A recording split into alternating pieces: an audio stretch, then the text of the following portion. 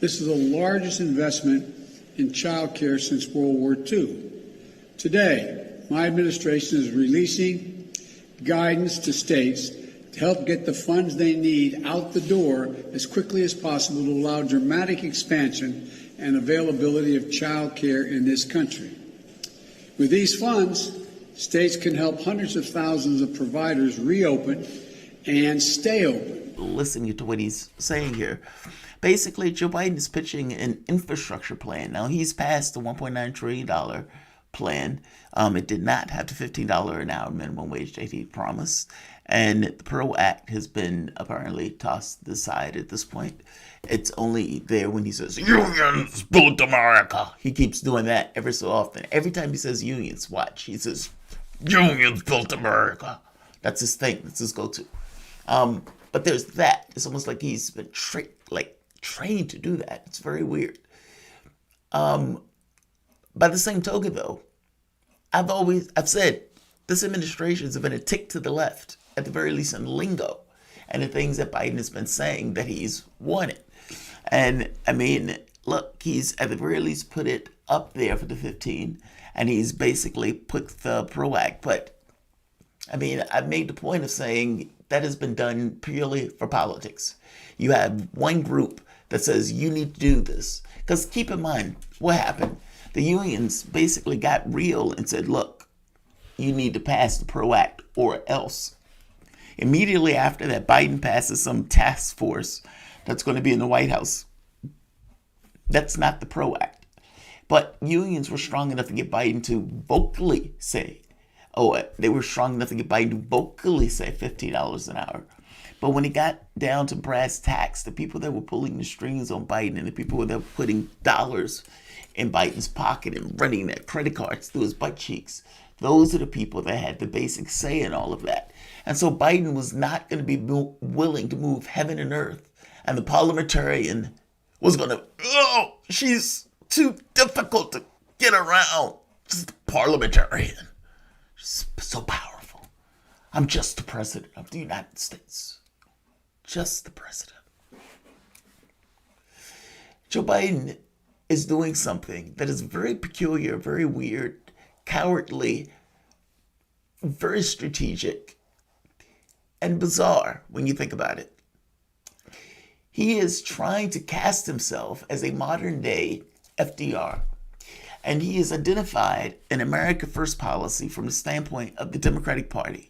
And in his mind, we need to compete with China. And part of that competition with China is investing on the home front in order to get our people up to snuff. And so he's been basically selling his plan in speeches like this. This was one of the economic plans, or economic speeches. But he's been selling his plan. And so in the context of selling his plan, he's trying to do an infrastructure plan. Now, it's called infrastructure. Most of the plan is human infrastructure, let's say it that way. But if you're going to spend money on the population, you're going to get applause from me. But again, this is like lingo. There are no crowds. There's no mob. Like he's doing this tick to the left stuff and saying, this is what I want. Now, where's the pot legalization, or at the very least the moving it, the scheduling? It's not there. It's not there. No idea where it is. In some places, people are still going to jail for pot. That's greatly unfortunate. Joe Biden, he didn't do it. $15 an hour minimum wage. Yeah, I'm going back to that because it was a big deal. He had the power to do it, and he didn't do it.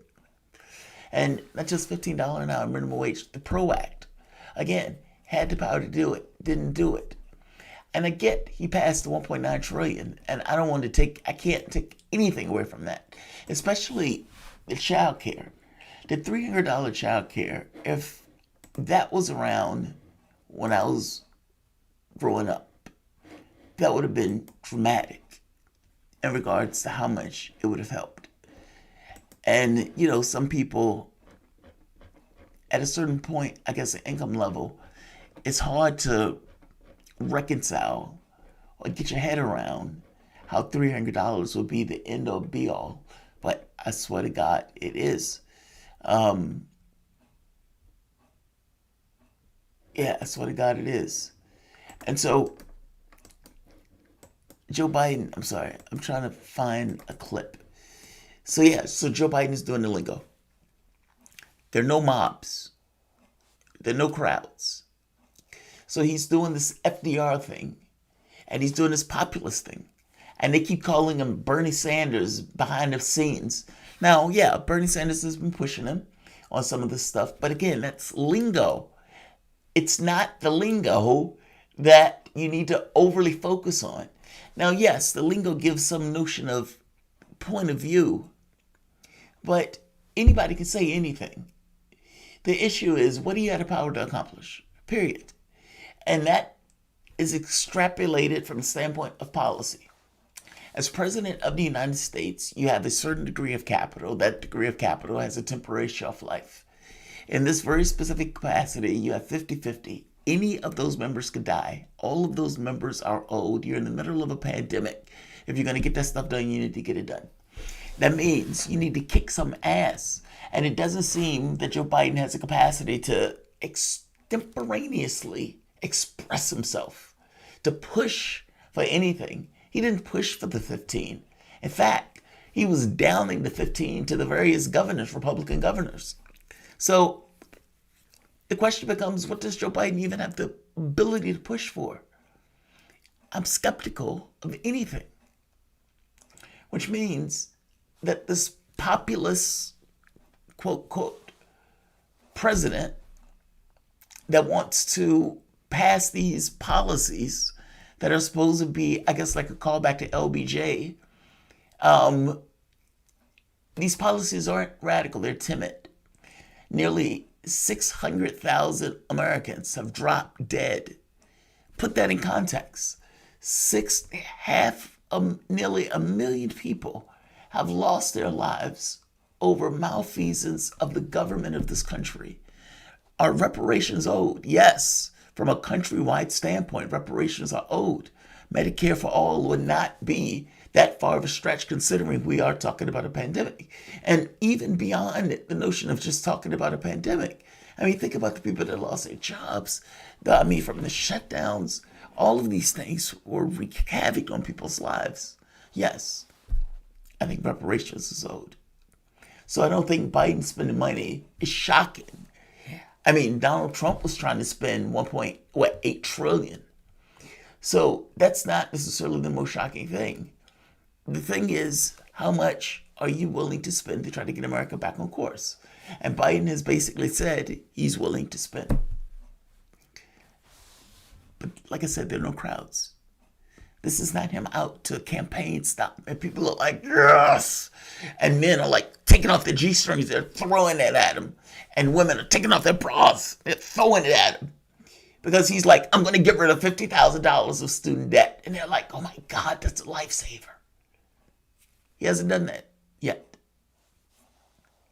Now, to be fair to Biden, they have put a provision in the bill that they pass that if they get rid of student debt, it is not going to be, the IRS can't come after you for it. Because the way we do our student debt, if you go to the point of, let's say, like 20 years, well, the IRS can turn around and come after you for the student debt because they look at it as a debt, as somebody giving you money of sorts. It's that sadistic, yes. So they put a provision to basically waive that. But again, these are things that Biden haven't done.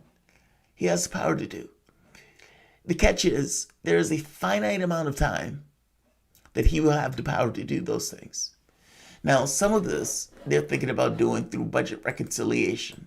Now, it is weird to have multiple budget reconciliations, but just because it's weird doesn't mean it's not impossible. And it's something that they are basically talking about having. Beyond the budget reconciliation thing, though, there are multiple things that Biden could have done. You have the power to push these guys to get rid of the filibuster, meaning you have the bully pulpit, and you've just won election and a landslide. What do you want to take place? And if you really want those things, then you pull an FDR, if that's what you're going for. Meaning you don't let a parliamentarian stand in your way. You knock the parliamentarian out the way. Bloop! You get Kamala Harris to go down there and say, look, this is what we're going to do. This is what we're going to pass. We're going to do $15 an hour minimum wage. And Joe Manchin, if he bitches, you bring him into your office and you give him the worst tongue lashing he's ever heard in his life. Or you lick his ear. Meaning you give him something he wants, but you get it passed. Because that would have been so dramatic. And the thing that you're trying to get is to pull this notion of Democratic Party being the corporate party. And you still can't do the thing that would get you that, which would have been the $15 an hour minimum wage. I mean, you're trying to pull that idea away from Trump. You're concerned on two fronts. One, that the Democratic Party has lost touch with the working class, and which is a death knell for, and I'm talking about like nail, a hole in the wall, in regards to the party and its ability to grow. On the same token, you're also concerned about China and the rise of China and the competition that China poses from an economic standpoint. And so you feel like you're pushing back on two sides of this in this kind of economic populist way. Controlled economic populist, let's call it that way, is a way of doing it. But it is timid. And it is done without the mob. And it is calculated to be done without the mob for the very explicit reason that the mob gets passions inflamed. If you tell the mob, we're going to go and we're going to get rid of student debt, the mob is going to feel some kind of way about that. They're going to be like, whoo, yes. They're going to follow you. They're going to be agitated. If you say, we're going to give you $15 an hour minimum wage, mob's like, yes, yes. If you do that, the mob is there for you. However, the mob is not free. The mob has certain things that it requires of you that if you tell the mob that $15, they'll stomp for you. They'll go out, they'll pass out leaflets, they'll do all that stuff. However, you got to honor your pledge. Meaning when you get there and you get the opportunity, you got to do it. Biden doesn't want the mob. He doesn't want the fanfare. He is basically trying to be a populist without the populace. It's a very weird and peculiar position.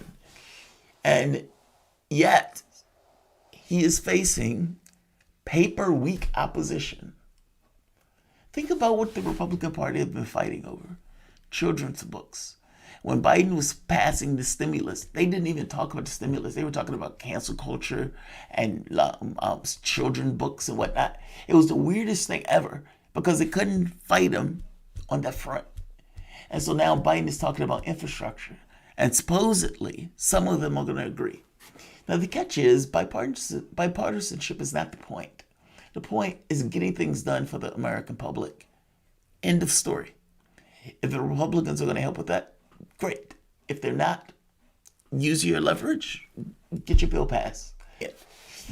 If they get rid of the filibuster, they can get all the stuff done. And this excuse of, oh, we're scared that we're going to lose it. If you get it done, you're not going to lose it. The public is going to understand that this is what they were doing, especially if you're screaming, this is for America, this is for America. But again, he's not making these arguments in these grand ways. It's a populist. That's not a populist. It's very bizarre.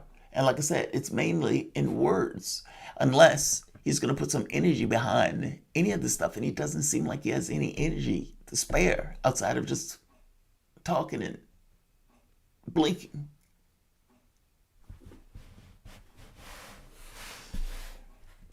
That said, it's working. Paper, then opposition. The Republican Party is going to have to figure out what it is.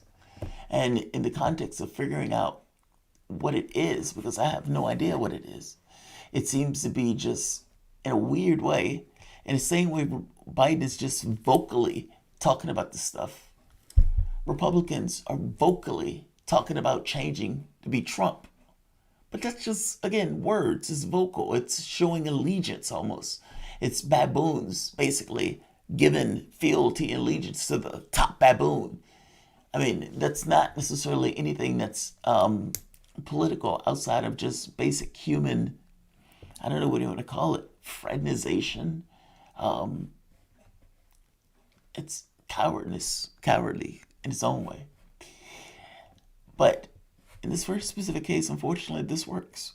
Ultimately, he knows the things that he wants to push, and he knows the things that he doesn't want. He knows what he's promised. And some of those things that he promised, he has no intention on passing, despite the fact that he would mention it constantly. Put it on my desk, put it on my desk. It's not that simple. If you want to put it on your desk, you need to put the vigor, to put some foot in asses, or browbeat, bully pulpit, whatever you need to do. But you're not doing that. And you didn't do it for any of those. Don't be fooled by this nonsense. Despite the shucking and jiving, Biden does and did have power to either try to get rid of the filibuster or at the very least push the parliamentarian to get the $15 an hour built into the reconciliation. The other one, the infrastructure bill, they're trying to do new reconciliation. So he wants to cooperate with Republicans. Like, share, and subscribe. Yes, when real men can't sleep, real men do the news. That's what real men do. Night, everyone.